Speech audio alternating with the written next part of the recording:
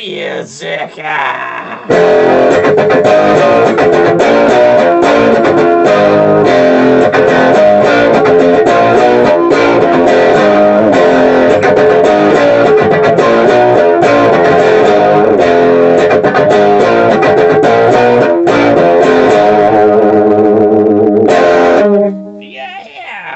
Alright, so we're shooting this Remington Ultimate Defense. Let's give it a shot.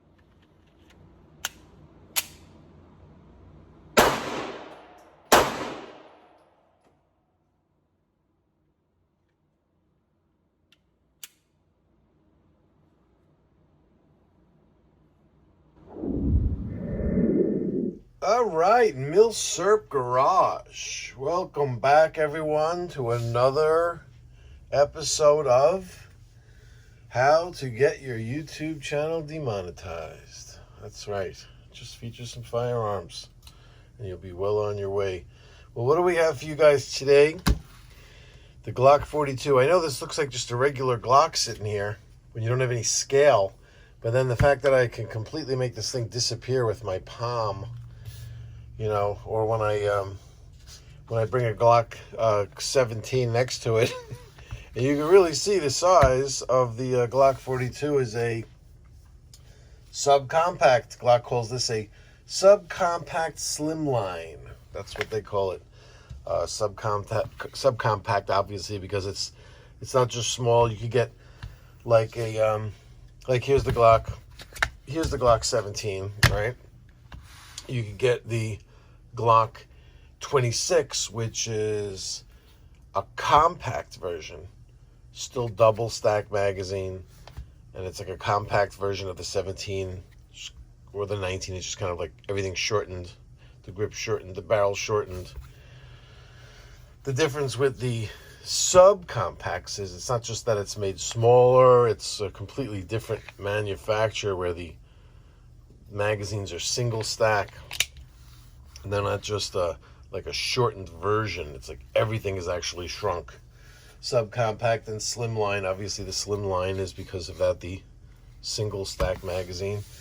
And most notably, with the Glock 42, the huge step that Glock took outside of their norm was that it's chambered in 380. And back in the day when it came out, I think they got a little bit of... the Glock fans weren't happy with that. They were kind of expecting a gun of this type to be a 9mm, but there's reasons why Glock actually couldn't ever make a 380. Let's just delve into that for a little bit before we actually get to the actual dimensions and differences. Let's do a little bit of the history with this thing. So it was introduced in SHOT Show 2014, the first Glock in 380, and the first Glock manufactured in the USA. Okay, now those are two important things that went together, believe it or not. When you didn't think so, you'd say, well, how they're not really related. It was just a coincidence that it was the first in 380 and they just happened to start making them in the United States. No, it's what made it possible, because there's these importation rules, right? So I'm not really going to it would be good to do a video to actually just talk about these importation rules, but a lot of these pistols that we've shown before, these compact pistols and stuff like that. There's certain guns that like weren't allowed in the United States. I mean, I kind of remember, let me see if I can, I'm trying to actually picture which ones. I know that remember the FN model 1910 had something to do with it. The Beretta, when we did the Jetfire, was times where like the Jetfire there was a certain year where they stopped the importation of certain kinds of pistols. And that's why even Beretta, they moved their manufacturing to the United States when they were producing like 25 caliber, these tiny 25 caliber pistols. And there's a reason for that move to the United States, because this importation point scale, see, that's the thing. It'd be really cool to research that and do a video on it, but there was some kind of point scale. Caliber was part of this point scale. And there were a lot of different aspects of pistols that if it didn't meet a certain type of point scale, or if it went over a certain amount of points, I don't know if it was under or over, they had to earn a certain amount of points. If it didn't reach that criteria, the ATF banned the import of them. But in the United States, there was no such restriction. You know, the ATF importation regulations weren't for U.S. made pistols. So Glock moved their manufacturing to Smyrna, Georgia. There were some changes because of that. See, they had this plant in Smyrna, right, for a long time. And in that plant, they did assembly, test firing, warranty repair, sales, marketing, you know, but no engineering and no manufacturing. And the Glock 42, I believe, was the first pistol they started to make their in-house frames, slides, barrels, everything.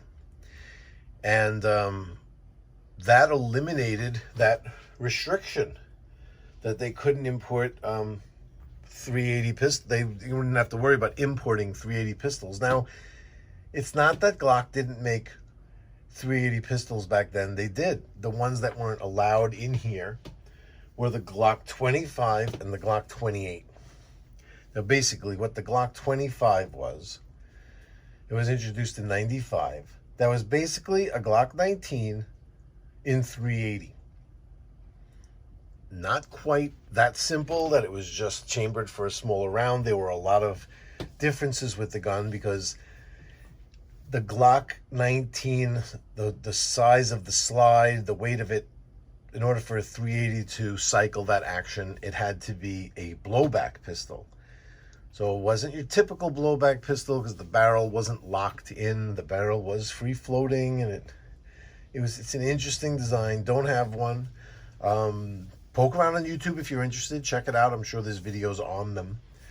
But not allowed to be imported into the United States. And not that they functioned okay, but it wasn't the same. You know, it was a blowback action. Okay. Oh, Charlie's barking. What's up, Chuck? Who's here? What's going on? I think it's the mailman, Chuck. Keep my eye out. These days, the dog barks. You got to go see what's going on. And the Glock 28 was introduced in 97, and that was basically the Glock 26. The Glock 26 was the compact version of the Glock 19. Okay, so same deal. It was called the Glock 28. It was in 380. It was the compact version of the 25. And same deal, blowback action, like a modified type of, it didn't have that locked thing going on. It was blowback, an odd type of blowback with a free floating barrel. However, you know, blowback all the same. And so the only calibers we were allowed to import here, due to this whole point restriction thing, since the guns were all basically the same, it was just the caliber was the deciding factor. 9mm 40 cal, 357 SIG, 10mm 45 auto, 45 gap. Those were the only calibers Glocks were chambered in the United States for that reason. They couldn't import the 380 caliber Glocks, which is 9x17. where 9mm is 9x19, 380 is 9x17. Basically a shorter 9mm round. So 9mm short. You know, you remember that from our you know, from our Beretta videos where it was called 9mm Corto, you know, for 9mm short. So, all right. Well, that was a lot of history there. But basically, so I just wanted you to understand that when they started making these things here, and the fact that a 380 was suddenly available, they're two things that go together. And as a matter of fact, I believe it was an ATF regulation. Let's get in here. I'm going to show you something really cool that I didn't even know till I started researching for this video. Right there is stamped here, made in USA, Smyrna, Georgia. And there's a stamp of the state of Georgia. That's the state, the shape of the state of Georgia. There's one there. There's one on the barrel right here. It says US, Glock US. They had to be very, and there's one right up here. They had to be very clear about the fact that the production was in USA. Very clear about that due to these importation restrictions. So you'll see you don't have that on the Glock 21 right here. We have Austria on here. Glock 17, we have Austria on here. No state of Georgia. There were, you know, some changes. Bringing them to the United States, of course, meant huge amounts of regulation. And I don't know, I know this is one of those things, one of those talking points that people talk about when they get into political stuff about whether we are or we're not being responsible as far as environmental stuff. Or maybe there's too much regulation, or not, or, you know, who knows? I guess it definitely is something that needs to be looked at. But Glock was not allowed to use this Tennifer process that everybody knows about, this Tennifer coating. Well, not this Tennifer coating, obviously, because it's not on here. They weren't allowed to use the Tennifer coating anymore. Well, when they used U.S. You know, production. Whatever byproducts happened from this Tennifer process, we did not allow, the EPA would not allow it to be done here.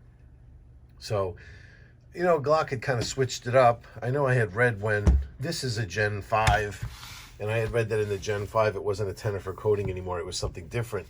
And that's because they were bringing production of the 1917 and the 42 here. So the 19 and the 17 were going to be made here also. This says Austria.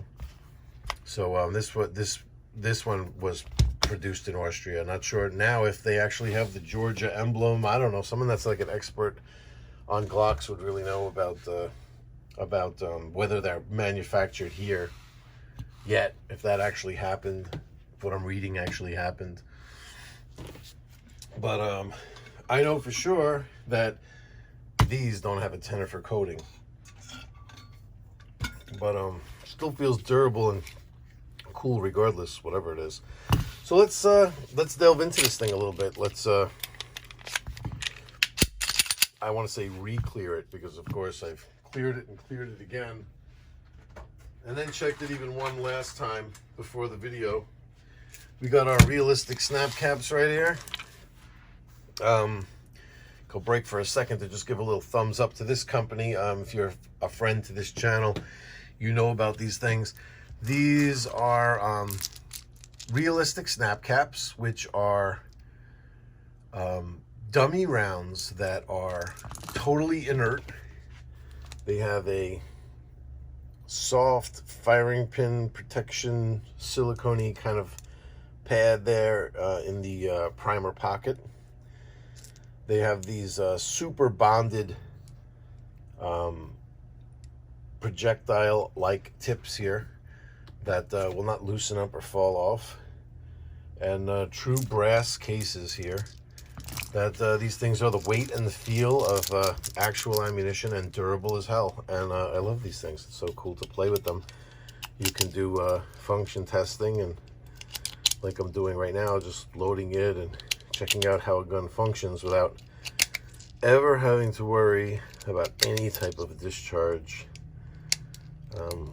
Just one thing that you have to do, since these things do look very real, is to definitely keep them completely and totally isolated from real ammunition, and check them every time you're going to mess around, just to make sure that you actually have those snap caps in your possession and not real ammo. Once you're sure of that, you could do anything with these things and not have to worry about, you could do function testing without having to worry about like a stuck firing pin setting off a round, or if there's negligent discharges, accidental discharges, don't know why it discharged. It's a complete act of God. No matter what happens, nobody could set these things off. You know what I mean? So there we go. Chambered. It's smooth. It really is very smooth. And the 380. I don't know. People break the 380's chops, but it's in my opinion, viable self-defense round with a gun like this. There's certain cases where you're not able to carry a full-sized pistol, and for like a backup gun or a pocket gun, what's better than a Glock? I mean, look at it. It looks like a shrunk down Glock 17. It really does. And the coolest thing is, like how I was saying that the 25 and the 28 were blowback. These did not have to be blowback when these things were engineered, because the slide was so light. Here, we'll take a look here at the let's take a look at the wow, I almost forgot how to take a Glock apart. What happened there? The slide, I mean, here's the whole pistol. You know how Glocks are. There's the whole pistol right there. These slides were so light that you could actually just shrink down the exact way a Glock 17 performed. So it has the locking, dropping barrel, the spring the spring assembly, this dual spring assembly here. And come on.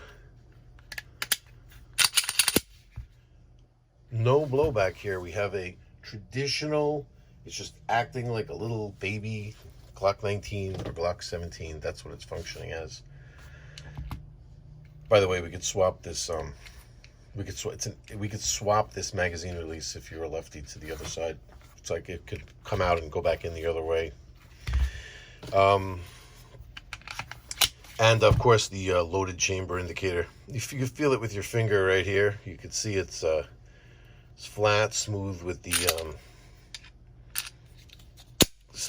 slide, and then if it's loaded, you could see it sticks out just a little bit right there. So even in the dark, especially, this is supposed to be your position, finger not on the trigger until you're actually ready to fire. And just a quick check right there could tell you, just to make sure that you got a round in the chamber, so you don't have to be just as simple as that. But in the dark, you might not be able to see that. And of course, going like this renders the pistol unfireable for just a second. Even right here, if you're in the middle of checking, you're right on the trigger. I'm coming up with some crazy scenarios right now. So yeah, there it is. There it is. What else do we got? Oh, so modifications, all right? There's all kinds of sites and everything like that, of course, but me, the only modification I deem almost like necessary is just, I don't like these. I don't like the plastic. I don't like that they say, oh yeah, these things need to be replaced every once in a while. It's this shaft right here is plastic. The rest of it is metal. I don't like the way this weird pop rivet. Look at how cheap that pop rivet thing looks. I don't know. Just never liked this part. And thank God we have the Glock store. Good old Lenny McGill. I love you, Lenny. I want to give you a kiss. Here's the Glock 42 tungsten guide rod. So look at the differences here. I'll tell you why I like these things. Again, Not a sponsor. I'm not getting money from these people. I bought this thing. Look at how beautifully machined this is. Instead of having this cheesy pop rivet.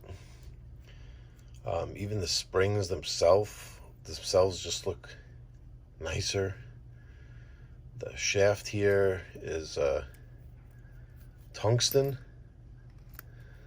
This ring here, machined steel. And no plastic. So I highly recommend these as an upgrade. And what happens when you put these, they're heavy.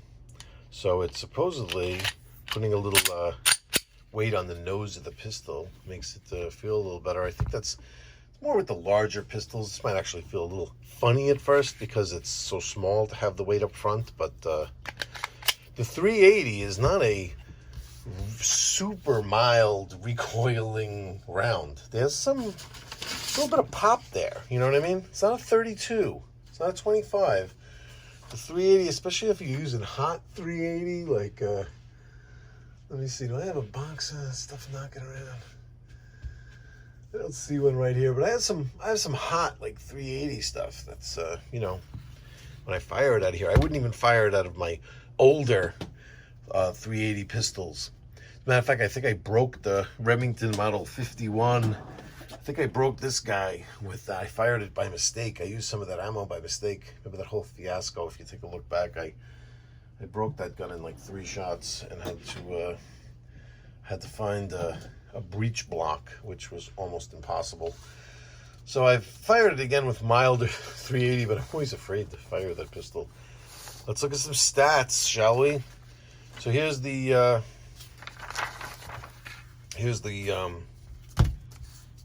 42, 5.94 inches, as opposed to this is the Glock 17. A lot of people like to compare with the 19. I don't have a 19. I have a 17. So my comparisons, sorry, that's the 21. Here's the 17. And I do the comparisons that way. Here's just looking at it once again, the size difference. A couple of other differences are that the stippling is a little less aggressive, and the notches on the slide, I could bring you up a little closer to see. See the notches on the slide?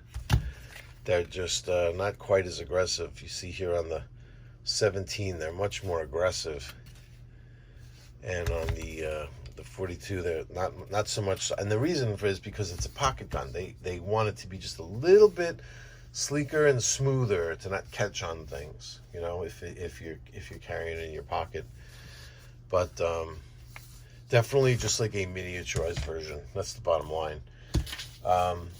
So where were we?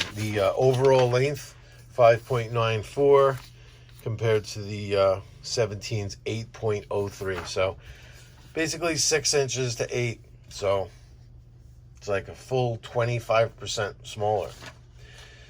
Slide length 5.57 on the 42 to 7.32 on the 17. Overall width just about an inch, a little under an inch. Overall width on the Glock 17, 1.26. Slide width is 0.83 to 1 inch slide width on the Glock 17. The height, including the magazine, 4.13 inches on the 42, 5.47 on the Glock 17. That's considerable. Height difference is considerable. That's why you'll notice even in my hand, I'm not getting full grippage down here. I do not like the magazines with the extra little piece here or whatever. That just kind of like defeats the purpose. If higher capacity is that much of a consideration for you, I say, all right, go for it. You know what I mean? But I mean, I got another mag. You just have that in your pocket. As 6 rounds in here, 6 plus 1.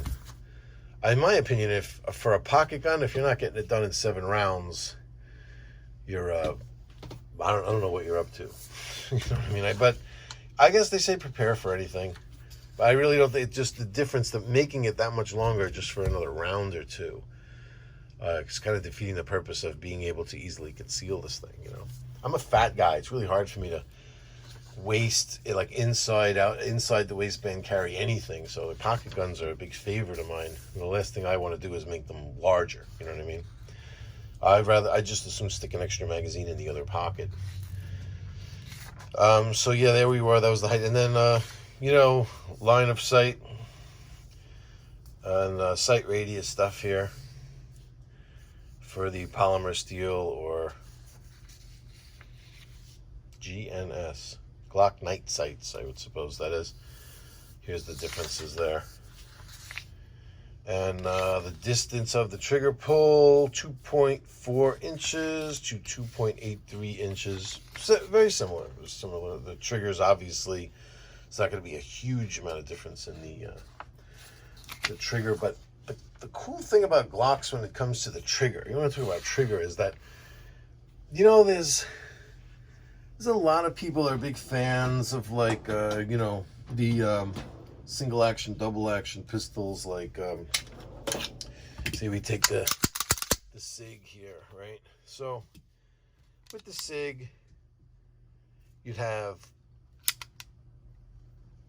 the first round that you'd fire, you're pulling is double action, right?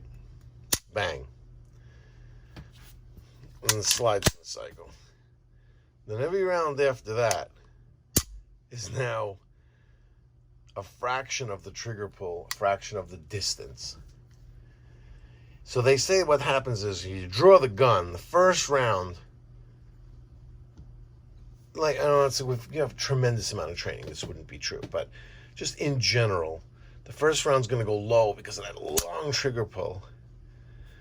And then that short reset in the light trigger pull, the second one goes high. Then you kind of tame down. Now every trigger pull after that is going to be the same. Single action, bang, bang, bang. So after the first two, you're leveled out and you're set in. You acquired your target. But 2 rounds gone by, that's most engagements they say are 1 round, 1 or 2 rounds. I think covers like almost 90% or maybe even more. It'd be interesting to really dig into the real statistics, but I know I've read that somewhere, that most engagements involving firearms are a single shot or 2. And there might be a huge difference between law enforcement engagements and private citizen engagements, because just by the nature of what their goal is, in an engagement, the difference between civilian and law enforcement might be huge as far as how many shots are fired on average. But I think for civilians, it's just 1 or 2.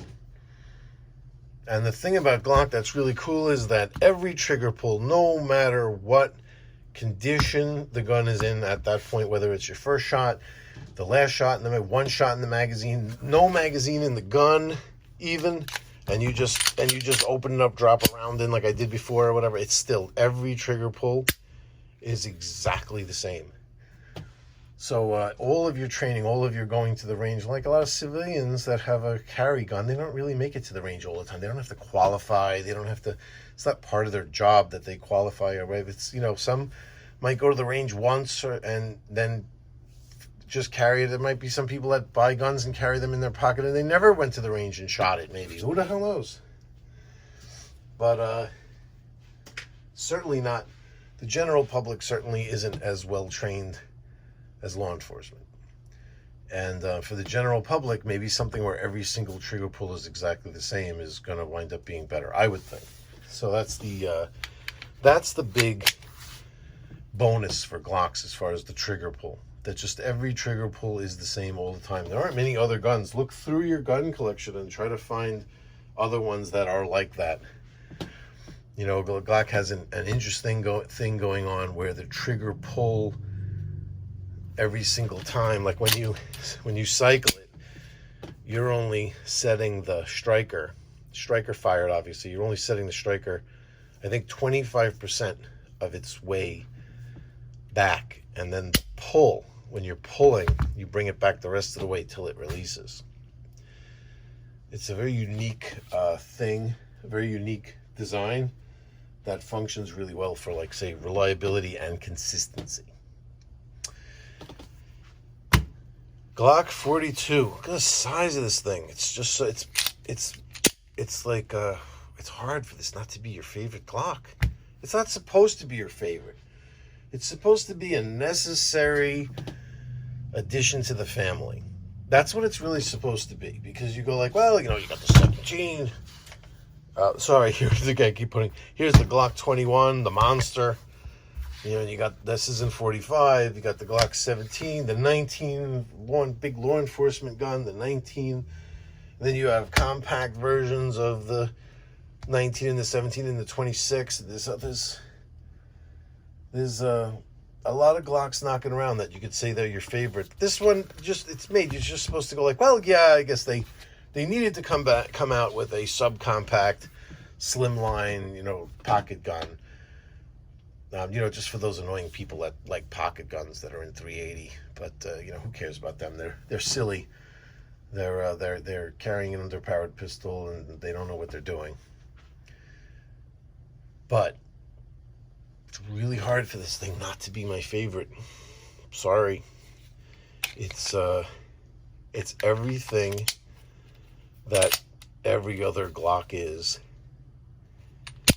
in a very, very convenient little package that slips right in your pocket. Who could ask for more? So everybody, thanks for joining in. I know things have slowed down on this channel, but you know, it's summertime. There's a lot going on. Back to work, where you know, it's really just tough. This post-COVID, if we even really are post-COVID, but things are tough. Things are tough for everyone. And just getting some time to get in here and do a little YouTube time has not been easy. But I really appreciate it. I just want you guys to know I read all your comments. And I appreciate all the support to the channel. And I'm glad that there's still some interest. I hold out hope. I hold out hope that you know, just YouTube becomes a little bit more friendly to the gun channels. It's tough here sometimes. It's really tough here sometimes. They seem to not like us. They really do, and I don't understand. The popularity is there, and what we could do with these. You could have a lot of fun on these channels with Firearms, but they're getting more and more strict. They're getting more and more strict. Can't even do live streams. It'd be really cool to do live. When the live streams were all coming on, I was like, wow, this sounds like me. This is a good way that I could bump up this channel. Could do some live streams from the range. You know, with friends. Could do live streams with friends, looking at their collections and stuff like that. And then all of a sudden, like, just nope. You can't show a gun. You can't. I gotta look at the rules again. Is it that you just can't fire one, or I don't even think you could show them. No, you can't even put a gun on camera in a live stream. I'm pretty sure you're not even allowed to actually show one. That's got to change. There's no reason why you shouldn't be able to do that. Why can't Hickok do a live stream from SHOT Show? You know what I mean? Showing the newest stuff. Anyway, you all take care. I'll be back soon. I'll be back as soon as I can with you know, going to really start stepping back into this hobby, and then I'll look to bring you guys some interesting stuff. So stay tuned. Thanks again for all the support, and see you all soon. Yes.